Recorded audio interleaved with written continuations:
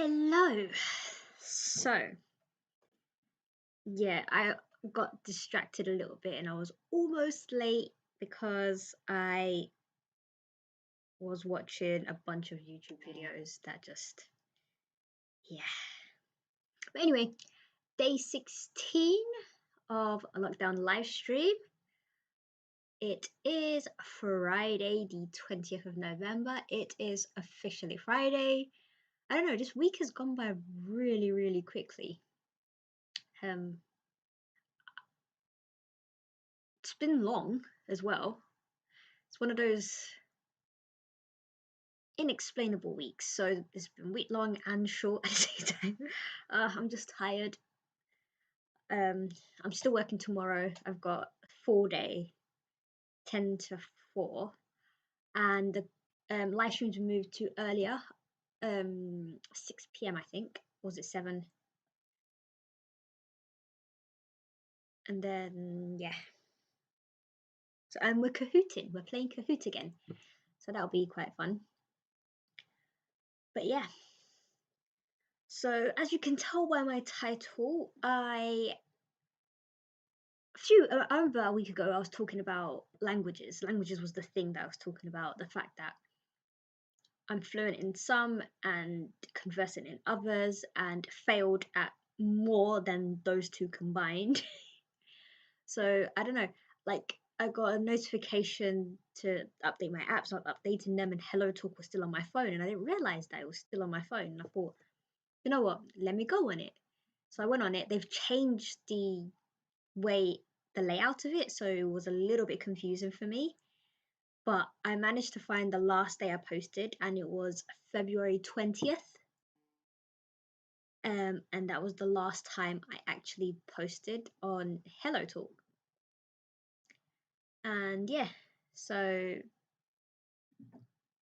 I was like, So for those of you who don't know what HelloTalk is, it is a language exchange app. It features, I think, about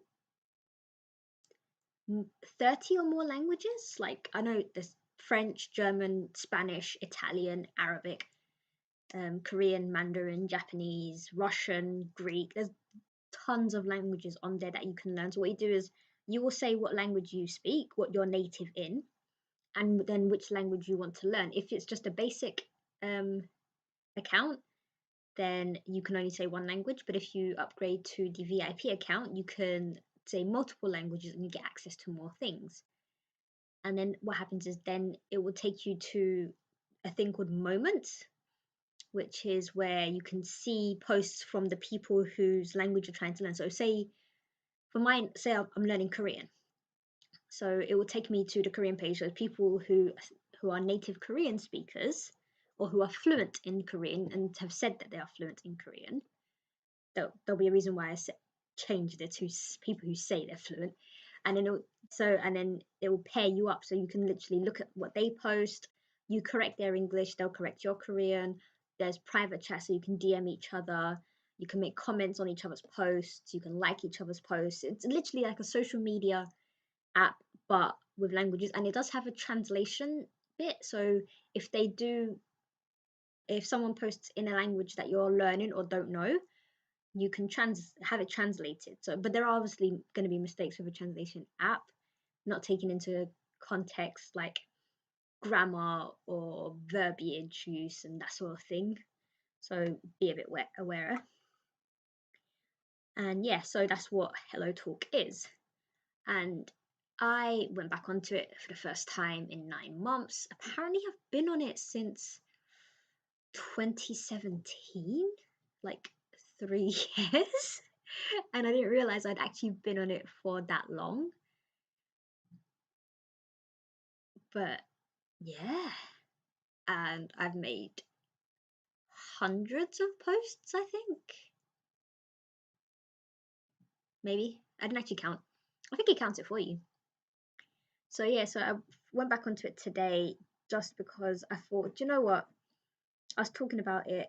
I gave up, and I don't know why I gave up, because it was going good actually. It was going all right. I think it's because of the pressure. It's the fact that when you tell anybody that you're learning Korean, they will automatically call you a career boo and say, oh my God, you're only doing it because you think the guys are cute or the girls are cute, whatever gender you are. And some people do learn it because they are attracted or they've got a partner or whatever and they want to learn it. But there was a reason why I chose Korean. Now, the thing is, I am used to European languages, Latin-based languages. So, because I learned French and German, and obviously you can pick up a little Spanish, Portuguese, Italian, depending on where you travel to. And we're in Europe, so it's all Latin-based languages. Like even the Scandinavian languages are very similar to German, like and Dutch as well. They're very similar Germanic. So I thought I wanted to learn a language where I didn't know the etymology, the base. So it had absolutely no relation to anything I'd ever learned. So I thought, let's try the Far East languages. So I looked into Mandarin, Japanese, and Korean. So Japanese has 3 different kanji styles. So their alphabet is just 3, and there's 50 letters in their alphabet. And I thought, okay, that's a bit confusing. Then I looked into Mandarin. They don't have an alphabet, they have characters, and the characters are used to form different words and sentences and phrases. And I think there was like 300 characters, and I was like, okay, that's extremely confusing to learn on your own. Then I looked into Korean. There's 32 letters, and they do have an alphabet, and it's one alphabet. So that's why I ended up picking Korean. Mainly because it was just the easiest to learn of those 3 languages. No other reason. Like at the point I'd chosen to learn the language. It was 2017, just when I got back from Cyprus, and everything there was Greek to me, quite literally. I was in a Greek part. So I don't know, I just wanted to learn another language, and that was when I looked into it. So I picked Korean, and after I picked the language is when I started looking at the TV shows and the music. So for me, it was the other way around. I actually started with the language first, and then, because then obviously people will tell me, oh, if you listen to the music, it helps. If you watch the programs, it helps. So that's how I ended up. So I was the opposite of, I was the opposite to most people. Most people tend to like the music or TV shows, and then they've got like their favorite artists, and then they start to learn the language and they do it that way. But I learned that language because through the process of elimination, I found out it was the easiest. Now, back to the point where I said people claim. So you can say you're fluent in whatever language you want to say you're fluent. They never actually do a test, so they never actually say, oh, you're fluent in English, prove it. So you can just pick whatever, and same for the Korean. So some people can say that they're fluent in Korean when they're not. So what's happened is, if I put a question and say, why is this phrase like this and not like this, then anyone can correct it. And then when you get the corrections, 9 out of 10 times you will end up getting different answers. So you'll have one person say it's like this and one person say it's like that, and maybe a third person come along and say, actually, you're both wrong, it's this. So it does get confusing. Same for English. I have seen people do corrections for English that were incorrect. And this is as an English teacher, and it did frustrate me. And I had to go on several times and say, actually, no, it's incorrect, or giving it wrong. You didn't use the right preposition, you didn't do the right verb, your articles are incorrect, and that sort of thing. And that's the danger of the app. The fact that when it comes to grammar, you may not learn the right and correct grammar. But if you are going on there just to make friends of for international friends, just like make international friends, or to learn a few phrases or a few words, then it's a fun app. It's literally just basically social media with a bit of language thrown in. So you can post a picture of like what you've had for lunch today and ask, how do I say this was delicious? And people can tell you, or you can attempt to say this was delicious. I am not going to attempt any Korean right now. Like I said, I have not practiced this language for almost a year. Today was the first day back. I'm not going to do it. But So it's good that way. I have met some super fun and amazing people on this app. Like when I've been here and when I've been there, and even like it helped me with. I met a few people when I was on holiday in Malaysia, which that was a whole nother weirdness, but it was fun. So you can meet amazing people, but like any other social media app, there will be people on there who will slide into your DMs and say and ask inappropriate things. So you need to be aware of that. So it is basically like any other social media app where there's people who are not honest, not real, and are just there to hook up. So yeah, so I finally made it back onto HelloTalk after 9 months. It's changed a bit. The main issue is because of the language I'm trying to learn, which is Korean. It's the time zone issue. So majority of the people on the app who are trying to learn, like majority of the Koreans who are on the app that are trying to learn English, because that's who they like pair you up with, B1. They are still in Korea, and since it's winter, Korea is currently 9 hours ahead. So for me right now, it is 9:12 p.m. and so that's 6:12 a.m. I don't know why I looked at my phone and then my watch. Like I could have done the maths without either. So it's the time difference. So where I'm about to go to bed soon, they are just waking up and starting their day. So it's hard to ask for help. It's hard to have a good conversation. It's hard to keep in touch. And a lot of the friendships do fizzle out. But what I have noticed is if you end up doing groups and joining groups, especially with people who are at the same level as you as learning, and you have like a few people who are good at explaining things, then you can make a nice little group and learn that way, and it's a bit more fun. Especially in lockdown, like a friend of mine was still on using the app and she was telling me that they do Zoom groups. So there'll be like a group of which goes about 4 or 5 English speakers, maybe 4 or 5 Korean speakers, and then literally they make each other talk in the other language, so you have to actually practice. So that's something to think about. But like I said, I'm finally back on the app. All right. So the original reason why I joined the app was because it was recommended on. What was it recommended? Google, I think. Yes, it was recommended on Google. But I didn't know that some people find this app problematic. There's a lot of stories of people getting some of the. Alright, so yes, people getting crazy messages on this app, and so when I was in 2018, I went to Seoul with my brothers, and we were there for a couple of weeks. And like I said, I had this app since 2017. So in 2018, when I went to Seoul, I had the app still. What I didn't know, like I said, I have a lot of technology, but I'm not great with it. What I didn't know was that it has a location thing. So it tells people where you are if they click on your profile. I didn't know that at the time, and like normally my profile is pretty quiet. I don't get a lot of visits. Like I will occasionally post things about how to do things in language or do slang and or ask questions in Korean, but it's mostly harmless stuff of, oh, I had cake today, what do you think? This cake was yummy. There's a lot of cake pictures on my profile. A lot of cake pictures. But yeah, so it had the location on.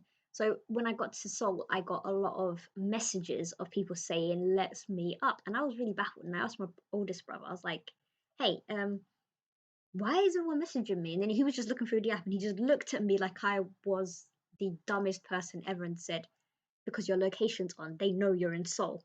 And I was like, I didn't know it had location, so he had to turn the locations off for me because I didn't know that it was on.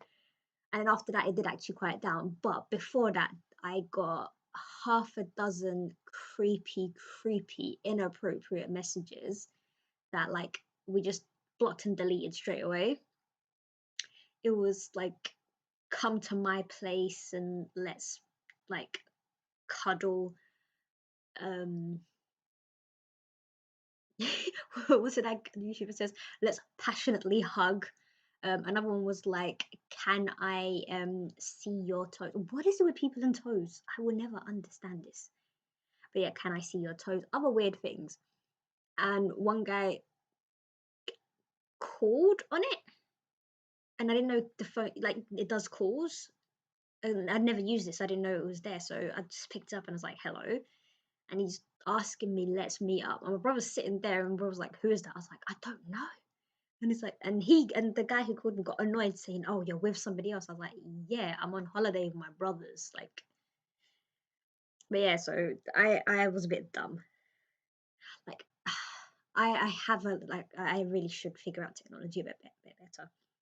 But that was just like a few bad apples. But you get them on every social media. Like I've had weird DMs on Twitter, um, a few odd ones on Instagram, loads of weird stuff on this channel. Like I've had to get rid of so many comments. But yeah, so it happens everywhere. Um, so yeah, I finally made it back onto HelloTalk. Um, hopefully this time I'll actually stick to it. Like it'll be nice because and there's a lot more people on it now because apparently it was being advertised on TikTok, so there's a lot more younger people on it now. Because when I was on it, it was, I think the average age was like 24, 25. It was like people who'd finished university and were working and just wanted to learn English or learn Korean just because they had the free time now. But now there's a lot more younger people on there. You need to be careful of people lying about their ages. But if you're just on there to learn languages and you're not looking to make friends, then you're fine.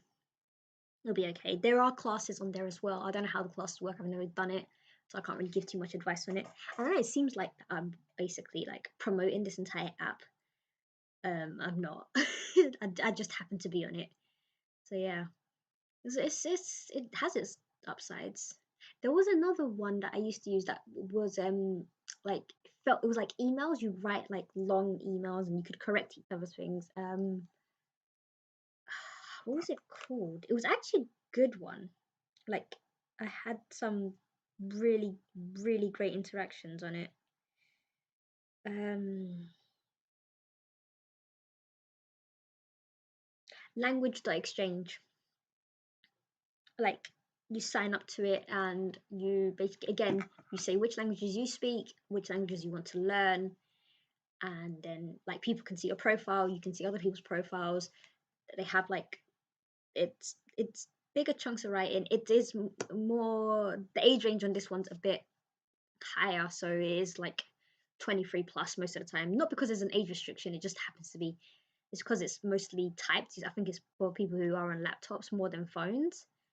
So yeah, so that one's actually a really good one. I've got some good friends on there that I'm actually still friends with, and I made them like 3 years ago.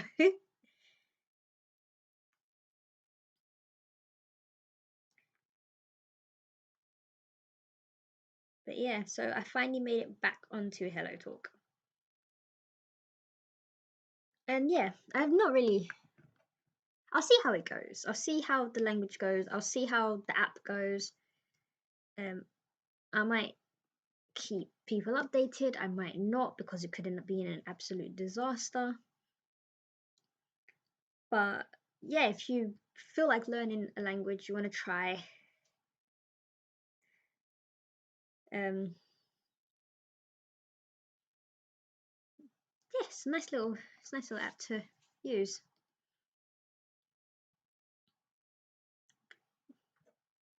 But like I said, it is a social media app, so expect people to not be honest, expect people to ask you weird things, expect expect people to slide into your DMs and mistake it for some sort of dating app. Like, I have had so many people message me and say, oh, like, let's meet up, let's hook up. And I'm just like, I don't go outside. The outside is not for I.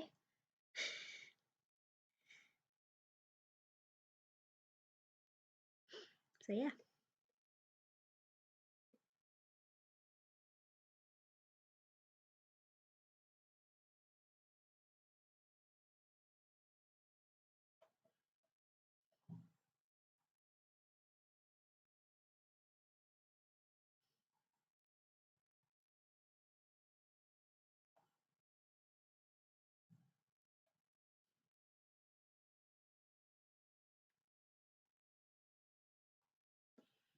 So yeah.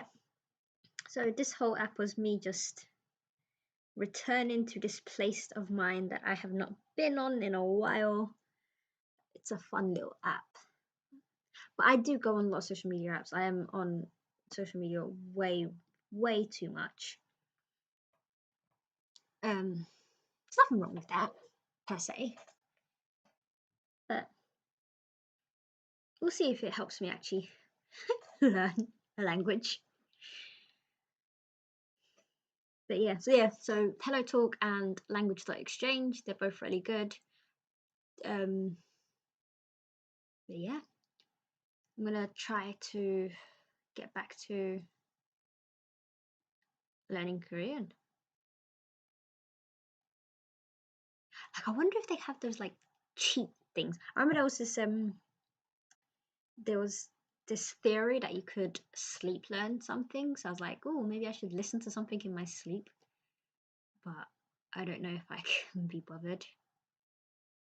And that's because I like, obviously, like I said, I have a way of learning. So I like to do things stage by stage. So whenever I'm doing language, I do alphabet first, vocabulary next, and then sentence forms and sentence structures. And it's a very meticulous way of doing it, but I don't know if that's the best way. Like, I recently took a quiz where I found out what kind of learner I am, and apparently I am a visual and tactile learner. So I like to see things and I like to touch things. But how does that help with learning a language? Like, they were saying, oh, like flashcards and writing notes and that sort of thing. And I'm like, but I already do that and it hasn't actually helped. So perhaps there's another way. So if anyone knows of any other ways to learn languages other than the basics, it'd be nice to know. It'd be nice. So yeah. Also, it's not bad. You should actually find out what kind of learner you are. It's good because it does actually help to. I don't know if it does help. It might help. Let me know that it might help. It might help with how you learn as well. But yeah. Is there anything else? Oh, Twitter updates. There is now fleets. I feel rather ambiguous about fleets. It's like doing stories on Instagram. I already struggle to keep my Instagram updated with stories and anything else. And now you are saying do this on Twitter? No, I prefer just doing my words on Twitter. Twitter will just be language typing. I'm not actually going to do a lot of fleets. I don't know. Like, I avoided Snapchat for the same reason. And now you're like, yeah, do that. No, I think I'm just gonna.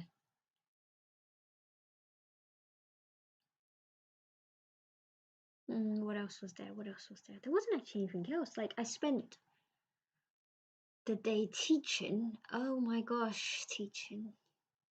You guys are so.